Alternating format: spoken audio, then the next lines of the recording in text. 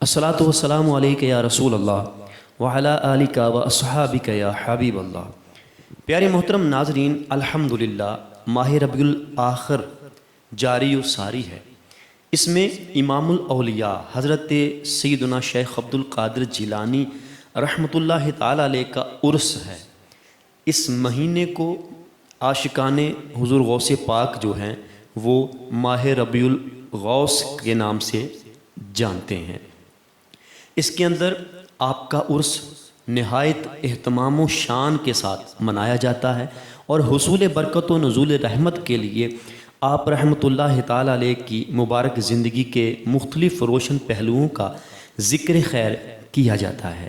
اسی مناسبت سے انشاءاللہ عز و جل آج ہم حضور غوث پاک رحمۃ اللہ تعالی علیہ کی پاکیزہ کردار اور اس سے حاصل ہونے والے مدنی پھول سننے کی سعادت حاصل کریں گے۔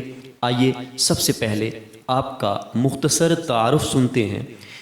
چنانچہ حضرت سیدنا غوث الاعظم شیخ عبد القادر جیلانی رحمۃ اللہ تعالی علیہ کی ولادت باسعادت یکم رمضان 470 سن ہجری جمعۃ المبارک کو جیلان میں ہوئی۔ آپ رحمۃ اللہ تعالی علیہ کی کنیت ابو محمد ہے، جبکہ محی الدین، محبوب سبحانی، غوث اعظم، غوث ثقلین وغیرہ آپ کے القابات ہیں۔ آپ کے والد محترم کا نام حضرت سیدنا ابو صالح موسیٰ جنگی دوست، اور والدہ محترمہ کا نام ام الخیر فاطمہ رحمۃ اللہ تعالی علیہ ہے۔ آپ والد کی طرف سے حسنی اور والدہ ماجدہ کی طرف سے حسینی سید ہیں۔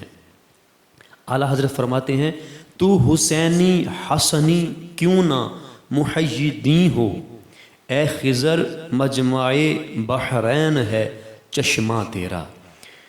مختصر وضاحت اس شعر کی کہ یا غوث الاعظم، آپ کی ذات کیوں نہ محی دین یعنی دین کو زندہ کرنے والی ہو، کہ آپ حضرات حسنین کریمین رضی اللہ تعالی عنہما کی اولاد میں سے ہیں، اور آپ کی ذات مبارکہ حسنی حسینی دریا سے نکلنے والا چشمہ ہے۔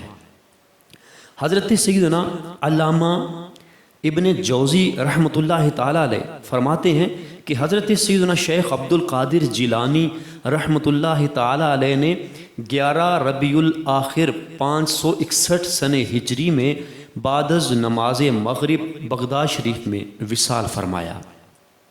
وصال کے وقت آپ کی عمر شریف تقریباً 91 سال تھی۔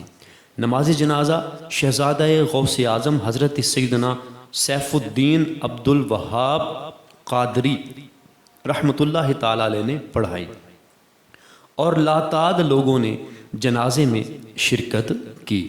آپ رحمۃ اللہ تعالی علیہ کا مزار پر انوار عراق کے مشہور شہر بغداد شریف میں ہے۔ وہاں دن رات زائرین کا ہجوم رہتا ہے۔ حضرت سیدنا عبداللہ سلمی رحمۃ اللہ تعالی علیہ بیان کرتے ہیں کہ حضرت سیدنا شیخ محی الدین سید عبد القادر جیلانی قطب ربانی رحمۃ اللہ تعالی علیہ نے مجھے اپنا ایک واقعہ اس طرح سنایا کہ جس وقت میں شہر کے ایک محلے قطبیہ شرقی میں مقیم تھا تو میرے اوپر چند دن ایسے گزرے کہ نہ تو میرے پاس کھانے کی کوئی چیز تھی اور نہ کچھ خریدنے کی استطاعت۔ اسی حالت میں ایک شخص اچانک میرے ہاتھ میں کاغذ کی بندھی ہوئی پڑیا دے کر چل دیا، اور میں اس کے اندر بندھی ہوئی رقم سے حلوہ پراٹھا خرید کر مسجد میں پہنچ گیا، اور قبلہ رو ہو کر اس فکر میں ڈوب گیا کہ اس کو کھاؤں یا نہ کھاؤں۔ اسی حالت میں مسجد کی دیوار میں رکھے ہوئے کاغذ پر میری نظر پڑی تو میں نے اٹھ کر اس کو پڑھا، تو اس میں یہ لکھا ہوا تھا کہ ہم نے کمزور مومنین کے لیے رزق کی خواہش پیدا کی تاکہ وہ بندگی کے لیے اس کے ذریعے قوت حاصل کرے۔ آپ فرماتے ہیں کہ اس تحریر کو دیکھ کر میں نے اپنا رومال اٹھایا اور کھانا وہیں چھوڑ کر 2 رکعت نماز ادا کر کے مسجد سے نکل آیا۔ پیارے محترم ناظرین، دیکھا آپ نے کہ ہمارے غوث پاک رحمۃ اللہ تعالی علیہ نے اس وقت تک کھانا تناول نہ فرمایا جب تک یہ حالت نہ ہو گئی کہ اب کھائے بغیر نڈھال ہو جائیں گے اور عبادت کی قوت باقی نہ رہے گی۔ اگر ہم اپنے حال پر غور کریں تو آج ہمارا حال اس کے برعکس ہے۔ ہم فقط نفس کی لذت کی خاطر کھاتے پیتے ہیں اور وقت بے وقت ہر قسم کی غذائیں پیٹ میں انڈیلتے رہتے ہیں، گویا کہ ہم نے اپنی زندگی کا مقصد ہی کھانا پینا بنا لیا ہے۔ ہو سکتا ہے کہ کئی بار ایسا بھی ہوا ہو کہ کھانے کی لذت میں مست ہو کر کھانا اتنا زیادہ کھا لیا ہو کہ جس کی وجہ سے عبادت کے لیے اٹھنا بھاری لگتا ہو، سستی آڑے آتی ہو۔ اے کاش غوث پاک رحمۃ اللہ تعالی علیہ کے صدقے ہمیں کم کھانے کی سعادت حاصل ہو جائے اور ہم بھی آپ کی طرح کم کھانے اور عبادت گزار یعنی عبادت کرنے والے بن جائیں۔ حضرت سیدنا یحییٰ معاذ رازی رحمۃ اللہ تعالی علیہ فرماتے ہیں کہ جو پیٹ بھر کر کھانے کا عادی ہو جاتا ہے اس کے بدن پر گوشت بڑھ جاتا ہے، اور جس کے بدن پر گوشت بڑھ جاتا ہے وہ شہوت پرست ہو جاتا ہے، اور جو شہوت پرست ہو جاتا ہے اس کے گناہ بڑھ جاتے ہیں، اور جس کے گناہ بڑھ جاتے ہیں اس کا دل سخت ہو جاتا ہے، اور جس کے دل سخت ہو جاتا ہے وہ دنیا کی آفتوں اور رنگینیوں میں غرق ہو جاتا ہے۔ اے کاش ہمارا بھی بھوک سے کم کھانے کا ذہن بن جائے اور ہم فقط اتنا کھائیں جس سے عبادت الہی پر قوت حاصل ہو سکے، اور کھاتے ہوئے نیت بھی یہی ہو کہ عبادت پر قوت حاصل کرنے کے لیے کھا رہا ہوں۔ حضرت سیدنا شیخ عبد القادر جیلانی رحمۃ اللہ تعالی علیہ فرماتے ہیں، میں شہر میں کھانے کے ارادے سے گرے پڑے ٹکڑے یا جنگل کی کوئی گھاس یا پتی اٹھانا چاہتا، اور جب دیکھتا کہ دوسرے فقراء بھی اسی کی تلاش میں ہیں تو اپنے بھائیوں پر اصرار کرتے ہوئے نہ اٹھاتا بلکہ یوں ہی چھوڑ دیتا تھا تاکہ وہ اٹھا کر لے جائیں اور خود بھوکا رہتا۔ جب بھوک کے سبب کمزوری حد سے بڑھی اور قریب الموت ہو گیا تو میں نے پھول والے بازار سے ایک کھانے کی چیز جو زمین پر پڑی تھی اٹھائی اور ایک کونے میں جا کر اسے کھانے کے لیے بیٹھ گیا۔ اتنے میں ایک عجمی نوجوان آیا، اس کے پاس تازہ روٹیاں اور بھنا ہوا گوشت تھا، وہ بیٹھ کر کھانے لگا۔ اس کو دیکھ کر میرے کھانے کی خواہش ایک دم شدت اختیار کر گئی۔ جب وہ اپنے کھانے کے لیے لقمہ اٹھاتا تو بھوک کی بے تابی کی وجہ سے بے اختیار جی چاہتا کہ میں منہ کھول دوں تاکہ وہ میرے منہ میں لقمہ ڈال دے۔ آخر میں نے اپنے نفس کو ڈانٹا کہ بے صبری مت کر، اللہ عز و جل میرے ساتھ ہے، چاہے موت آ جائے، مگر میں اس نوجوان سے مانگ کر ہرگز نہیں کھاؤں گا۔ یکا یک وہ نوجوان میری طرف متوجہ ہوا اور کہنے لگا، بھائی آ جائیے، آپ بھی کھانے میں شریک ہو جائیں۔ میں نے انکار کیا، اس نے اصرار کیا۔ میرے نفس نے مجھے کھانے کے لیے بہت ابھارا لیکن میں نے پھر بھی انکار ہی کیا، مگر اس نوجوان کے اصرار پر میں نے تھوڑا سا کھانا کھا لیا۔ اس نے مجھ سے پوچھا کہ آپ کہاں کے رہنے والے ہیں؟ میں نے کہا جیلان کا۔ وہ بولا میں بھی جیلان ہی کا ہوں۔ اچھا یہ بتائیے آپ مشہور زاہد حضرت سید ابو عبداللہ صومعی رحمۃ اللہ تعالی علیہ کے نواسے عبد القادر کو جانتے ہیں؟ میں نے کہا وہ تو میں ہی ہوں۔ یہ سن کر وہ بے قرار ہو گیا اور کہنے لگا کہ میں بغداد آنے لگا تو آپ کی امی جان نے آپ کو دینے کے لیے مجھے 8 سونے کی اشرفیاں دی تھیں۔ میں یہاں بغداد آ کر آپ کو تلاش کرتا رہا مگر آپ کا کسی نے پتہ نہ دیا، یہاں تک کہ میری اپنی تمام رقم خرچ ہو گئی۔ 3 دن تک مجھے کھانے کو کچھ نہ ملا۔ میں جب بھوک سے نڈال ہو گیا اور میری جان پر بن گئی تو میں نے آپ کی امانت میں سے یہ روٹیاں اور بھنا ہوا گوشت خریدا۔ حضور آپ بخوشی سے تناول فرمائیے کہ یہ آپ ہی کا مال ہے۔ پہلے آپ میرے مہمان تھے اور اب میں آپ کا مہمان ہوں۔ بقیہ رقم پیش کرتے ہوئے بولا، میں معافی کا طلبگار ہوں، میں نے اضطراری حالت میں آپ کی رقم ہی سے کھانا خریدا تھا۔ میں بہت خوش ہوا، میں نے بچا ہوا کھانا اور مزید کچھ رقم اس کو پیش کی، اس نے قبول کی اور وہ چلا گیا۔ محترم ناظرین، ہمارے پیارے غوث پاک رضی اللہ تعالیٰ عنہ عبادت و ریاضت، ولایت و کرامت میں تو اپنی مثال آپ ہی تھے، مگر آپ رحمۃ اللہ تعالیٰ علیہ زہد و تقوی میں بھی با کمال تھے۔ دنیوی مال و دولت کے خواہش مند بالکل نہ تھے۔ اگر کوئی مالدار شخص آپ کو مال و دولت پیش کرتا تو آپ قبول نہ فرماتے۔ چنانچہ شیخ ابو العباس خضر بن عبداللہ حسینی رحمۃ اللہ تعالیٰ علیہ بیان کرتے ہیں کہ ایک رات ہم بغداد میں سیدنا شیخ محی الدین عبد القادر جیلانی رحمۃ اللہ تعالیٰ علیہ کے مدرسے میں تھے۔ ایک خلیفہ آپ کی خدمت میں آیا اور سلام کے بعد عرض کی کہ مجھے کچھ نصیحت فرمائیے، اور مال و زر کی 10 تھیلیاں پیش کیں جن کو خادم اٹھائے ہوئے تھے۔ آپ نے فرمایا مجھے ان تھیلیوں کی ضرورت نہیں، مگر خلیفہ نے واپس لینے سے انکار کیا اور قبول کرنے کے لیے اصرار کیا۔ پس آپ نے ایک تھیلی اپنے داہنے ہاتھ میں لی اور دوسری بائیں میں، اور دونوں کو دبا کر نچوڑا تو اس میں سے خون بہنے لگا۔ پھر آپ نے اس خلیفہ سے فرمایا کیا تو اللہ عز و جل سے حیا نہیں کرتا کہ لوگوں کا خون لے کر میرے پاس آیا ہے؟ یہ سن کر وہ بے ہوش ہو گیا۔ پیارے محترم ناظرین، دیکھا آپ نے اللہ عز و جل کے نیک بندے دنیوی مال و دولت سے بے رغبت ہوتے ہیں، جبھی تو حضور غوث پاک شہنشاہ بغداد رحمۃ اللہ تعالی علیہ نے اس خلیفہ کی دولت ٹھکرا دی اور اس کے مقام کا لحاظ کیے بغیر اسے اصلاح کے مدنی پھول سے بھی نوازا۔ دولت مندوں کی خوش آمد وہ کرتے ہیں جن کو ان سے دنیا کی ذلیل دولت پانے کی ہوس ہوتی ہے، جبکہ اللہ عز و جل کے نیک بندے قناعت کی مدنی دولت سے مالا مال ہوتے ہیں۔ ان کی نظر دولت مندوں کی فانی مال پر نہیں بلکہ رب ذوالجلال کی رحمت پر ہوتی ہے۔ جبکہ ہم اپنی حالت پر غور کریں تو ہماری اکثریت دنیا کی متوالی اور فکر آخرت سے خالی نظر آتی ہے، گویا کہ ہماری ساری توانائیاں دنیوی زندگی بہتر بنانے کی فکر میں صرف ہو رہی ہیں۔ ہم فانی دنیا کی لذتوں میں اس قدر ڈوب چکے ہیں کہ اچانک موت سے ہم کنار ہونے قبر کے اندھیرے میں تنہا رہنے، منکر نکیر کے سوالات کے جوابات دینے سے یکسر غافل ہو چکے ہیں۔